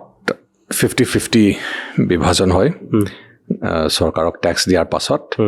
50% হলে ৰাখে আৰু 50% ডিষ্ট্ৰিবিউটৰলৈ পঠায় ডিষ্ট্ৰিবিউটৰে তাৰ 8-10% যিয়ে শ্বেয়াৰ হয় ৰাখে আৰু বাকীখিনি প্ৰডিউচাৰৰ হাতত আহে চ' যিমান টোটেল কালেকশ্যন থাকে তাৰ পৰা বিটুইন 40 and 45% প্ৰডিউচাৰৰ হাতত আহে চ' যদি ফিল্ম এখনৰ কালেকশ্যন চে 1 কোটি হৈছে 1 কোটিৰ ভিতৰত 40-45 লাখ মান প্ৰডিউচাৰে পায় তেতিয়াহ'লে তেনে সিফালৰ পৰা চাবলৈ গ'লে চিনেমাখনৰ প্ৰডিউচাৰতকৈ দেখোন ছবি ঘৰৰ মালিকৰ বেছি প্ৰফিট হৈ আছে নট নেচাৰেলি কাৰণ ছবি ঘৰ এখন চলাবলৈও বহুত টকা লাগে এই কোনখন মাল্টিপ্লেক্সৰ কথা আছিল তেওঁলোকৰ মাহত 13 লাখ মান যায় কাৰেণ্টৰ বিল ভাড়া চেলাৰী ইত্যাদি সব মিলাই সিমান মান যায় এণ্ড যদি ফিল্ম হিট হৈ থাকে তেনেহ'লে ঠিকে আছে কিন্তু যদি সপ্তাহে ফকতীয়া ফিল্ম আহে বা ফিল্মখন ফ্লপ হৈ থাকে যদি মাত্ৰ 10জন মানুহ আহে 10জন মানুহ আহিলে 200কে টিকেট যদি হয় কিমান 2000 টকা 2000 টকাত কাৰ কি হ'ব ইফালে নিমিলে ইফালে এক্স্যাক্টলি সো সেইকাৰণে যেতিয়া জৱানৰ নিচিনা ফিল্ম আহে য'ত মানে একদম হাউচফুল হৈ যায় হলৰ মালিকো বহুত সুখী হৈ যায় কাৰণ এতিয়া বিজনেছ কৰিবলৈ চান্স পায় য়েছ এতিয়া এই যিটো আপুনি ক'লে হিচাপৰ যিটো দিলে যে 5 লাখ টকা এটা চিনেমাখনৰ ওভাৰঅল গোটেই বস্তুটো অলপ পৰ্দাত লগাৰ লকে সেইটো অকল অসমৰ নে গোটেই অল ওভাৰ ইণ্ডিয়াৰ প্ৰচেছটো কৈ আছে আপুনি এইটো অকল অসমৰ কাৰণে কৈছোঁ অসমৰ কাৰণে যদি হিন্দী ফিল্ম এখন কৰিবলৈ যোৱা তেনেহ'লে মাষ্টাৰিং ফিখিনি আই থিংক ডাবল হয় UFOত আমি ৰিজনেল ফিল্মৰ 88,500 হয় হিন্দী ফিল্মৰ কাৰণে 1.5 লাখ প্লাছ GST হয় এণ্ড প্লাছ অসমৰ কাৰণে আমি মাত্ৰ 50-60টা হলত এই VPF ফিটো দিব লাগে শ্ব' ফিটো কিন্তু যদি হিন্দী ফিল্ম কৰা গোটেই ইণ্ডিয়াত যদি ৰিলিজ কৰা তেনেহ'লে 2,000-3,000 হলৰ কাৰণে তুমি এই চেম ফিটো দিব লাগে চ' য'ত এই ফিটোৰ কাৰণে ইয়াত 3-4 লাখ যদি খৰচ কৰিছা তেনেহ'লে অল অভাৰ ইণ্ডিয়াৰ কাৰণে ভাবি লোৱা কিমান হ'ব কোটিত যাব চাগে নিশ্চয় এতিয়া জাৱানৰ আপডেট আহি আছে জাৱান এতিয়া 2 উইকছ 3 উইকছে চলি আছে নেকি জাৱানৰ ৰিলিজ 7 ছেপ্টেম্বৰত ৰিলিজ হৈছিল 7 ছেপ্টেম্বৰ হ'লে আপোনাৰ আজি হৈ গ'ল আপোনাৰ 19 থাৰ্ড উইক চলি আছে তো থাৰ্ড উইকত জাৱান অভাৰঅল ৱৰ্ল্ড ৱাইড যদি চাবলৈ যায় আপুনি গোটেইটো মিলাই অলমষ্ট 700 মান হৈছেগৈ চাগে 700 এটা হিউজ ইনকাম মানে কালেকশ্যন ক'ব পাৰি বুলি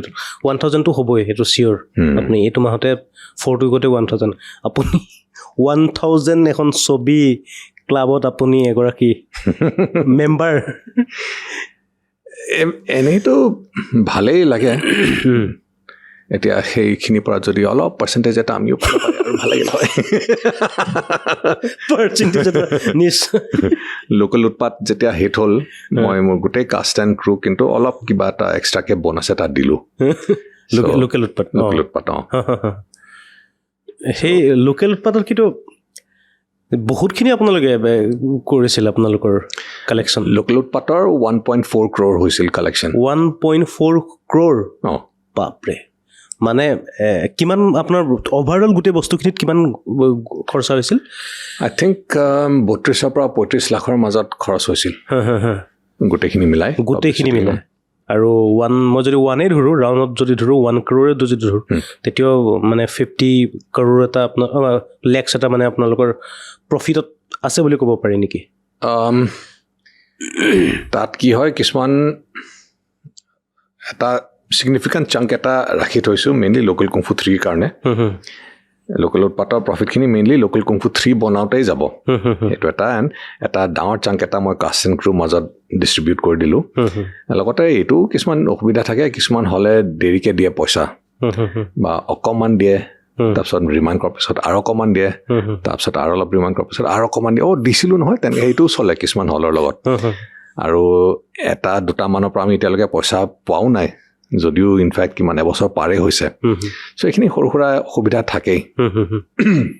বাট আদাৰৱাইজ লোকেল উৎপাতেই একমাত্ৰ এতিয়ালৈকে প্ৰফিটেবল ফিল্ম আমাৰ কাৰণে লোকেল উৎপাদ আৰু লোকেল উৎপাদৰ পিছত লোকেল কুংফু 3 তাৰপিছত মই আপোনাৰ এতিয়া আহিম আপোনাৰ যিটো এক্টিঙৰ কাৰণে আপুনি ক'ৰবাত ফৰ্মেলি ক'ৰবাত ইনষ্টিটিউশ্যনত ক'ৰবাত আছিল নেকি এক্টিং শিকিছিল নেকি স্কুলত কলেজত কৰিলোঁ কিছু নাটক এণ্ড কলেজত থাকোঁতে এটা IITত এটা নাটক কৰিছিলোঁ তাত আমাৰ ছিনিয়ৰ কেইজনমানে আমাক গাইড কৰিছিল তো এই ছিনিয়ৰবিলাকৰ লগত যিখিনি কৰিলোঁ সেইখিনিৰ পৰা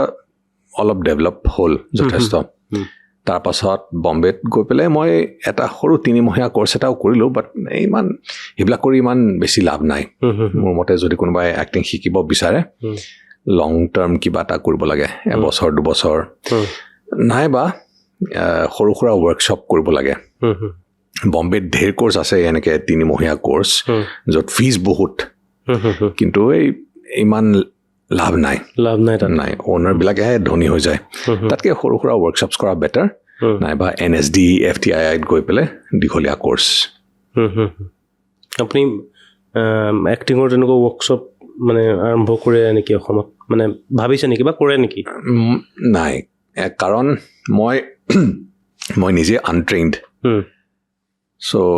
এক্টৰক কেনেকৈ ট্ৰেইন কৰিব লাগে মই নাজানো মই মাত্ৰ অডিশ্যন লওঁ অডিশ্যন লৈ পেলাই চাওঁ যে এওঁ এই কেৰেক্টাৰৰ যিটো মছলা আছে সেইটো ডেলিভাৰ কৰিব পাৰিবনে নাই যদি পাৰে দেন লৈ লওঁ বা যদি টু চাম এক্সটেণ্ট উলিয়াব পাৰি তেতিয়া মই কাষ্ট কৰোঁ বাট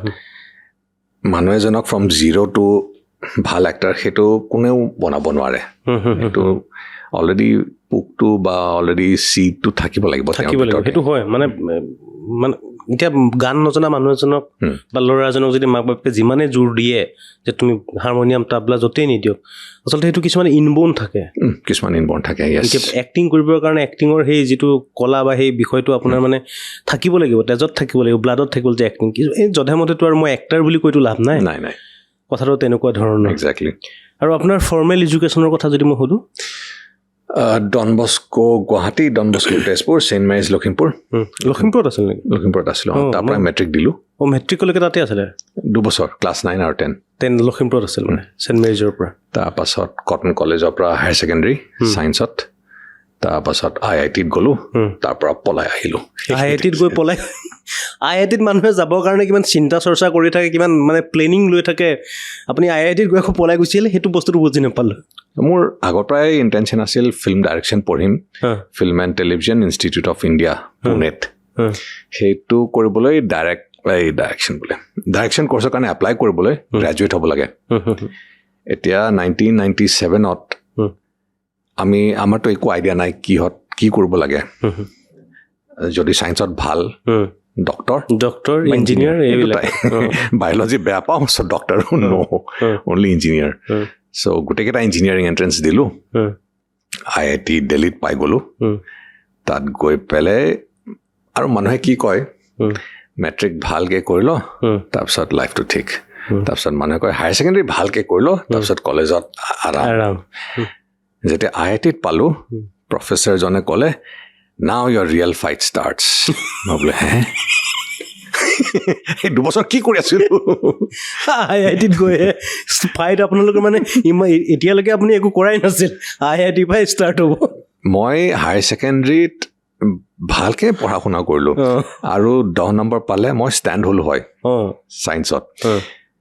চ' সেইকাৰণে মই ভাবিলোঁ ছাফিচিয়েণ্ট হাৰ্ড ৱৰ্ক কৰিলোঁ মই এতিয়া তাৰপিছত IITত গৈ পাই দেখিলোঁ যে প্ৰফেচাৰ কৈছে আৰুহে কষ্ট কৰিব লাগিব দেখোন তাৰপিছত কিতাপখিনি চালোঁ কোৰ্চ ৱৰ্কখিনি চালোঁ এই শকত কিতাপ আৰু ফৰ্মুলাকেইটা ইমান প্ৰকাণ্ড ফৰ্মুলা ৱৰ্কলোড ইমান ৰাতিপুৱা 8টাৰ পৰা 3টা 4টা 5টালৈকে ক্লাছ এইকেইটা মানে আৰু ছেকেণ্ড ছেমিষ্টাৰত মোৰ চিকেন পক্স হৈ গ'ল এই ছেকেণ্ড ছেমিষ্টাৰত চিকেন পক্স প্লাছ ৱৰ্কলোড 6টা ছাবজেক্টৰ ভিতৰত মই 5টাত গিয়াৰ মাৰিলোঁ এণ্ড মোক উলিয়াই দিলে হয় একচুৱেলি বিকজ মিনিমাম এটা নম্বৰ থাকে কোৰ্চেছ পাছ কৰিব লাগে সেই এটা কোৰ্চটো মই প্ৰফেচাৰজনক চিঠি লিখিলোঁ যে ছাৰ মোক পাছ কৰাই দিয়ক নহ'লে মোক উলিয়াই দিব তাৰপিছত ছাৰজনে তেওঁ চাউথ ইণ্ডিয়ান আছিল তেওঁ ক'লে okay but attendance is sacrosanct you must complete the course so' এইটো ৱৰ্কশ্বপৰ কোৰ্চ আছিল মেকানিকেল ইঞ্জিনিয়াৰিঙৰ ৱৰ্কশ্বপ মই 1-2টামান ৱৰ্কশ্বপ কৰিলোঁ যেনে তেনে অকলে কৰিলোঁ এণ্ড তাৰপিছত ৱৰ্কশ্বপৰ যিজন এটেণ্ডেণ্ট আছিল তেওঁ ক'লে ঠিক আছে হ'ব যা এতিয়া আৰু এই প্ৰফেচাৰজনে মোক পাছ কৰাই দিলে চ' তেনেকৈ ফাৰ্ষ্ট ইয়াৰ আৰু ছেকেণ্ড ইয়াৰ যেনে তেনে থাকি দিলোঁ কিন্তু থাৰ্ড ইয়াৰ পাছততো নোৱাৰা হ'লোঁ আৰু ৱৰ্কলোডটো বহুত বেছি পালোঁ তাৰপিছত ফাইনেলি 4 বছৰ পিছত পলাই আহিলোঁ ঘৰত ৰিয়েকশ্যনটো কেনেকুৱা আছিল ঘৰৰ ৰিয়াকশ্যনৰ পৰা বাচিবলৈ মই ঘৰ যোৱাই নাই 3 মাহ মান ক'ত গ'ল 3 মাহ মই দিল্লীতে আছিলোঁ ফোনতে কৈ দিলোঁ আৰু 3 মাহৰ পাছতহে গ'লোঁ ঘৰলৈ আহিছে তাৰপিছত ঘৰলৈ আহি ঘৰৰ পিছত 3 মাহৰ পিছত কি আৰম্ভ কৰিলে গুৱাহাটী আহি মেইনলি মিউজিকত অলপ কিবা কিবি কৰিব চেষ্টা কৰিলোঁ এজ গিটাৰিষ্ট এণ্ড সেই সময়ত এনি টিভিত গ'লোঁ মই এদিন এনি টিভি নতুন আছিল তেতিয়া গম পালোঁ যে ইংলিছ নিউজ ৰিডাৰ কাৰণে অডিশ্যন লৈ আছে চ' অডিশ্যনটো দিলোঁ ইংলিছ ক'ব পাৰোঁ যিহেতু ভালকৈ চ' মোক ভাল পালে অডিশ্যনটো এণ্ড তাতেই এনি টিভিত 3 বছৰমান ইংলিছ নিউজ পঢ়িলোঁ আপুনি নিউজ এংকৰ আছিল মানে অকল পঢ়িছিলোঁ এংকাৰ বুলি মই নিজকে ক'ব নোৱাৰোঁ আৰু নিউজ ৰিডাৰহে কাৰণ বেলেগে লিখি দিয়া নিউজ মই টেলিপ্ৰম্পটাৰত পঢ়োঁ তাৰপাছত বম্বে গ'লোঁ তাৰপিছত বম্বে গ'ল তাৰপিছত যেতিয়া আপুনি IITৰ পৰা ঘৰলৈ উভতি আহিলে যেতিয়া গিটাৰিষ্ট হ'বৰ কাৰণে ট্ৰাই কৰিলে বা মাজত নাই কমেও আপুনি 6 মান্থ এটাতো আপোনাৰ ষ্টেবল হ'বৰ কাৰণে বা ক'ৰবাত কিবা কৰিবৰ কাৰণে টাইম লাগিছিল সেই সময়ত মানে পৰিয়ালৰ বা ওচৰ পাজৰৰ মানুহবিলাকে অকণমান মানে আপোনাক বেলেগ ধৰণে লোৱা নাছিল নে এই ল'ৰাটো IITত গ'ল ইমান কষ্ট কৰি পঢ়িলে এতিয়া ক'ত কি কৰি ফুৰিছে থেংকফুলি নাই তেনেকৈ ইমান একো ফেমিলিৰ পৰা ইমান তেনেধৰণৰ ৰিয়াকশ্যন এটা নাপালোঁ ছাপৰ্টিভে আছিল মষ্টলি ছাপৰ্ট আৰু এই চিনেমাৰ ক্ষেত্ৰখনলৈ যেতিয়া আপুনি গ'ল সেই সময়ত আপোনাৰ ঘৰৰ ফালৰ পৰা ছাপৰ্ট বা মাৰ ফালৰ পৰা আছিল মায়েতো কৰিছিল আৰু আছিল মোৰ প্লেন এইটো আছিল বম্বে গৈ পেলাই মই 100টা অডিশ্যন দিম এটাও যদি নাপাওঁ তেনেহ'লে এই ফিল্ম কেৰিয়াৰৰ আশাটো বাদ দি পেলাই বম্বেত কল চেণ্টাৰ এটা জইন কৰি ল'ম সেইটো আছিল মোৰ প্লেন সেইটো প্লেন বি আছিল আপোনাৰ কিন্তু 7 নে 8 নম্বৰ অডিশ্যনত প্ৰথম কামটো পাই গ'লোঁ তাৰ পৰা ডাবিঙৰ কামটো আৰম্ভ হ'ল গতিকে তেনেকৈ ফ্ল'টো ষ্টাৰ্ট হ'ল আৰু যেতিয়া ঘৰৰ পৰা পইচা খুজিবলগীয়া নহ'ল বম্বেত থাকি তেতিয়াৰ পৰা অলপ ষ্টেডি হ'ল আৰু বঢ়িয়া ধুনীয়া কথা বহুতখিনি কথা মই আপোনাৰ পৰা যে জানিলোঁ মানে বহুতখিনি কথা আৰু থাকি গ'ল পাতিম কিন্তু আমাৰ এটা সময় এটা হৈ গ'ল সেই সময়টোত আমি এতিয়া এৰি দিব লাগিব আৰু যেই নহওক মই পিছৰ পৰ্যায়ত আপোনাক আকৌ মাতিম আপোনাৰ লোকেল কম্পোৰ পাৰ্ট 3 যে ৰিলিজ হোৱাৰ পূৰ্বে আমি অকণমান সহায় কৰি দিম আমাৰ ফালৰ পৰা যিমান পাৰোঁ আৰু এই সময়ত মই দৰ্শকসকল আপোনাৰ পৰা মই বিদায় ল'ব লাগিব আৰু এই আছিল আপোনালোকৰ সকলোৰে পৰিচিত মৰমৰ আমাৰ যিগৰাকী অভিনেতা সেইগৰাকী হৈছে কেনি বসুমতাৰীক আমি মাতিলোঁ আপোনালোকে বহুকেইজনে আমাক কমেণ্ট কৰিছিল আচলতে তেখেতক খুব সোনকালে মাতিবৰ কাৰণে আমি সেইটো কাৰণে ট্ৰাই কৰিলোঁ তেখেত আহিলে তেখেত যথেষ্ট বিজিও আছিল কিন্তু তাৰপিছতো তেখেতে আমাক টাইম দিলে তেখেতে এইকেইদিন আপুনি কৈছে আপুনি এইকেইদিন বহুত ইণ্টাৰভিউ দি আছে কণ্টিনিউ ইণ্টাৰভিউ দি আছে তাৰ মাজতো টাইম এটা উলিয়াই আমাকো এটা ইণ্টাৰভিউ দিলে আমি আপোনালোকক দেখুৱাবলৈ চেষ্টা কৰিলোঁ পৰৱৰ্তী পৰ্যায়ত বিভিন্ন ক্ষেত্ৰৰ লগত জড়িত অসমৰ বিভিন্ন লোকক আমি অনুষ্ঠানটোলৈ আনি তেখেতলোকৰ যি বেক ষ্টৰিবিলাক আমি আপোনালোকক জনাবলৈ চেষ্টা কৰিম আৰু এইখিনিকে কৈ মই আজি এই অনুষ্ঠানটোৰ পৰা অৰূপ মৰাঙে বিদায় লৈছোঁ ধন্যবাদ